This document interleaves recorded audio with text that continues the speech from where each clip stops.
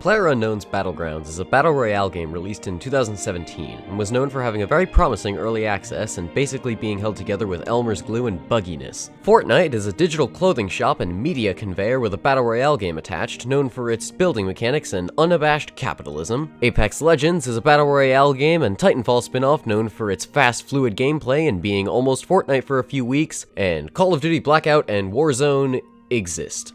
What do all these titles have in common? They're all rubbish! Throw them in the bin!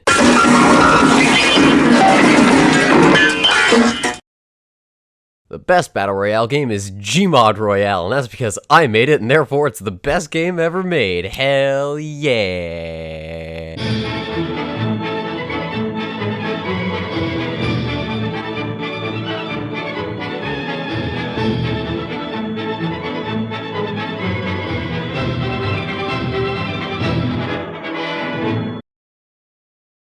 Obviously, I'm exaggerating here. Gmod Royale is a mess that's been in the making for a long time, and it still kind of is. But even though it's laggy as all hell and held together with children's Elmer glue, I'm still extremely proud of it, and I want to talk about it at length. It's my video, you can't stop me from indulging in my creativity.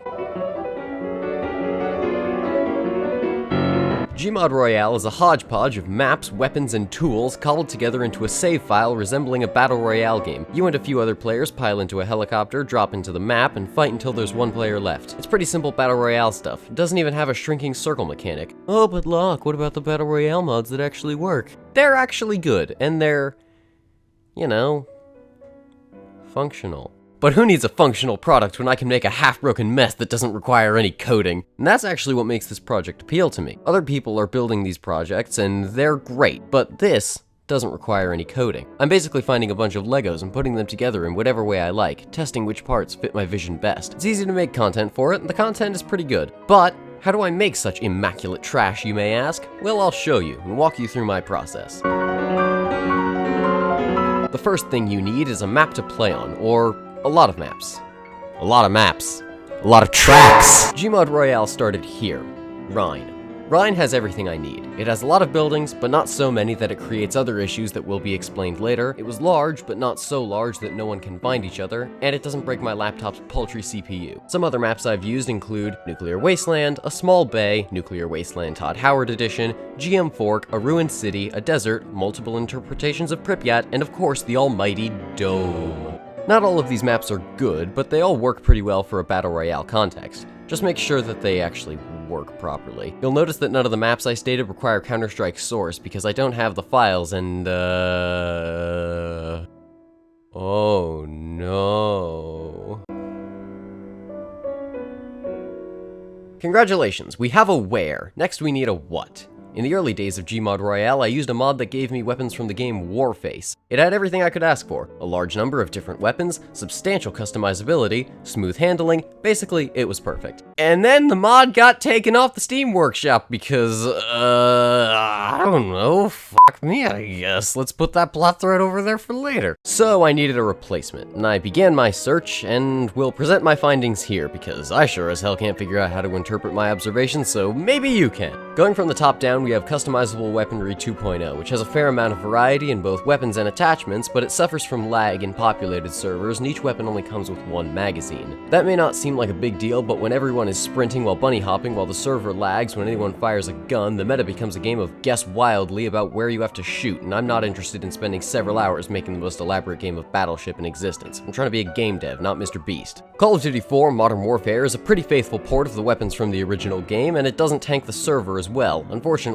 it also contains the same problems of the original, namely that there are only 2 shotguns and the pistols do about as much damage as a mild breeze. That being said, this one is pretty good. Fast 2 is a decent mod with a lot of weapons and an attachment system that suits a battle royale format, but also has some weapon animations that last half a decade. All pump and bolt action weapons need to be primed with an extra button press, and sniper scopes zoom hard enough to put the Hubble telescope to shame. M9K is probably the most well-known weapon system in Gary's mod, and with good reason. It's light on the processor, has more weapons than any other option, and the scopes actually work sensibly this time. However, nothing is perfect, and a fair amount of these weapons suffer from abysmal recoil animations, making hip firing the only only option that gives you a prayer to be accurate. Firing the M4 in particular makes me feel like I've blindfolded myself and shot Novocaine into both of my arms. Stalker weapons have much the same notes, being an offshoot of the M9K series, but with less nightmarish recoil and a damage profile reminiscent of most Nerf guns. TFA weapons make my game run like a fish in a triathlon with no swimming segment, but it sure looks cool. COD Modern Warfare Remastered is my personal favorite, as it looks good, has the extra weapons MWR added, comes with these cool little inspect animations, and when all else fails, lets me run around with a full auto shotgun with a suppressor and explosive rounds in the 10 seconds before the frame rate tanks like 73 Easting. Thus became the unsolvable dilemma. I was at a gate, and the gate was locked, and the key was Warface weapons, but I dropped it off a pier earlier that morning, and I didn't have it. So I had all these other keys, but none of them were an exact fit, so there I was, trying to figure out which key would be best. But then someone re-uploaded the Warface weapons, but it wasn't the same. It was like someone had given me the perfect key, but it was a crappy Chinese knockoff, meaning it was missing a bunch of weapons and the attachments are a bit busted on half the ones that showed up. It was something, but not quite.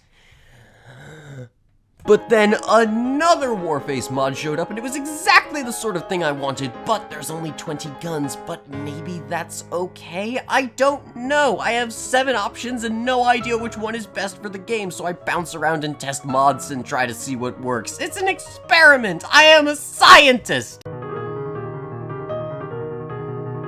So now that I've picked a map and had an existential crisis about which digital firearms are the best, it's time to assemble things. At first, I did this by going around and spawning the weapons in all the places that they should be, then saving it as a map status. This had a lot of problems, but was technically working. A minimum viable product, if you will. But then, one mod came along, and it marked a turning point in the development of Gmod Royale. Customizable loot tool.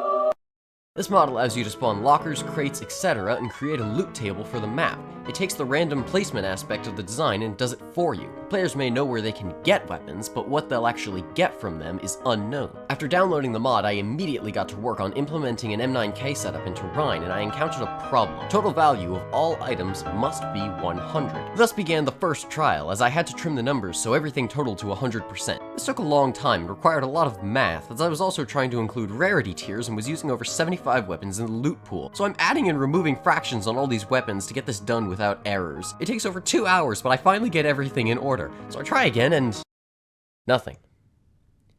And it's here where I learned the biggest secret of the mod. Come here. Come here. Yes. Come closer. You want to hear?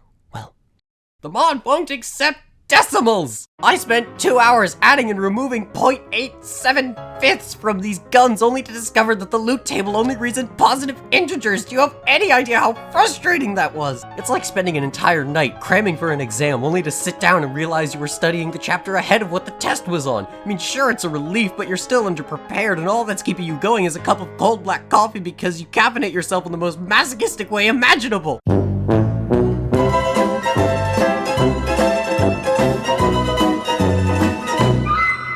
So I went through the whole thing again, trimming 20 weapons in the process and gave everything a 2% base pickup rate, which I then tweaked to have rarity tiers, which finally did the trick. Except that was barely the case, and I had accidentally miscounted the percentages, and it only worked because I got incredibly lucky and my miscalculation ended up saving the entire project. So that was a bit of a mess. And even when I know how the system works, I still regularly miscalculate and have to double check my math. Here's a couple pages of my notes. Making this system actually does take a lot of time and effort. One trick I found was the variable bread constant, which is the percent chance of getting a baguette, giving you 20 extra health. In order to keep my math straight and to keep myself sane, I have this percent chance that fluctuates whenever I alter a weapon. This also gives me an item to change the percent value of whenever I miscalculate. It's super useful for me, and now to make up for the dryness of that passage, here's the magical flying jouch. Off we go, baby! What? This is the real video game. So there we go. Now we've made a battle royale map. Pick a map, pick weapons, throw it in a loot table, have a nervous breakdown over math error, spawn the loot cases, make the save condition of the map status, and then when you want to play around, simply load the save, spawn a helicopter, and you're all set to go. But what about vehicles? Vehicles.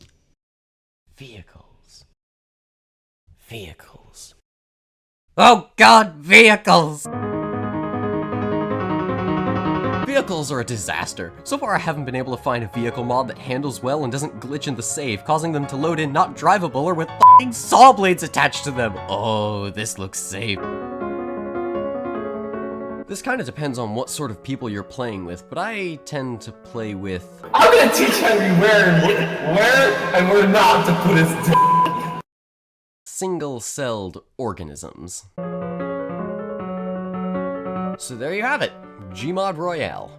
Is it well made? No, it's about as stable as a game of matchstick Jenga being played in a burning building by a bunch of arsonists. Is it good? No, it's very rudimentary in its design. It's really just a homebrew mess of mods, save files, and gentlemen's agreements. But, is it easy to develop?